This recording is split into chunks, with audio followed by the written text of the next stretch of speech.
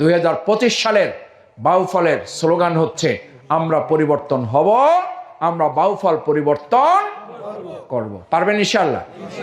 ইনশাআল্লাহ যদি এটা করতে পারেন তাহলে আমাদের এই যে অসততার প্রতিযোগিতা, এই যে অন্যায়ের প্রতিযোগিতা, এই যে একজনের কাছে আর একজন নিরাপত্তাহীনতায় ভোগে, একই দলের কর্মীদের মধ্যে মামলা হামলা নির্যাতনের যে ইতিহাস আমরা রচনা করছি, ন্যাক্কারজনক ঘটনা ঘটছে, আমরা বাউফলে এর থেকে অবসান চাই, আমরা বাউফলের পরিত্রাণ চাই।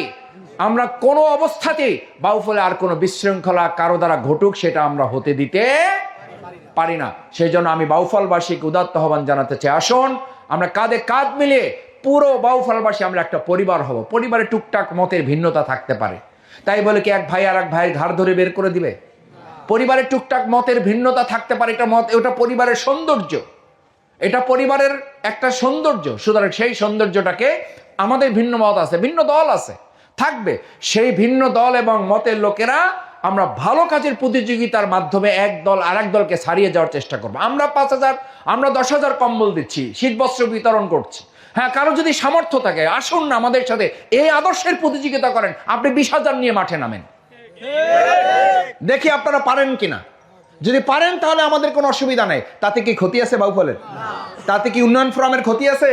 তাতে কি জামাত ইসলামের ক্ষতি আছে? তাতে কি শফিকুল ইসলাম মাসুদের ক্ষতি আছে কোনো? কিন্তু ক্ষতি কখন হয়?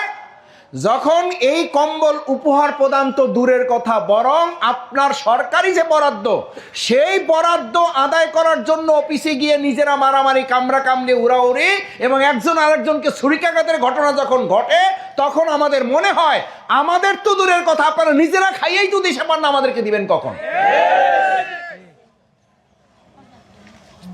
ভাইয়েরা, এগুলো পর্যালোচনা সমালোচনা করার জন্য বলছেন, এগুলো বাস্তব চিত্র, এগুলো আমাদেরকে এখান থেকে শিক্ষা নিতে হবে। আমানতদারিতার প্রশ্নে, সততার প্রশ্নে, মানুষের হক তার কাছে পৌঁছে দেওয়ার প্রশ্নে।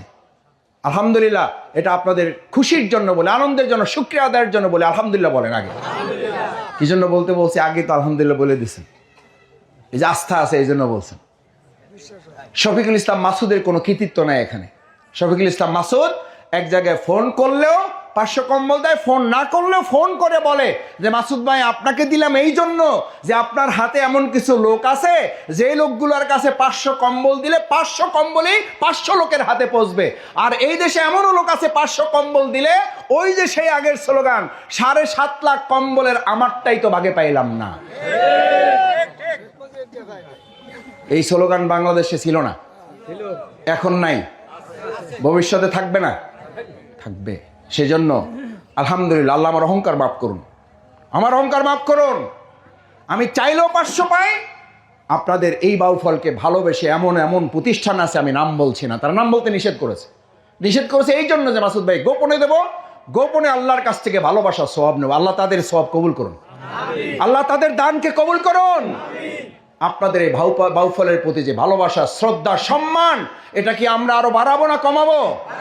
তাহলে সম্মান, শ্রদ্ধা, মর্যাদা যদি আমরা বাড়াতে হয়, তাহলে বাউফলে আগামী দিনে অসৎ, চোর, বাটপার, আমানতের খেয়ানত করে এবং মানুষের অধিকার হরণ করে সেই নেতা নির্বাচিত হবে, নাকি আমরা আমাদের সমর্থন দিয়ে আমরা সৎযোগ্য দক্ষ নেতা নির্বাচন করব?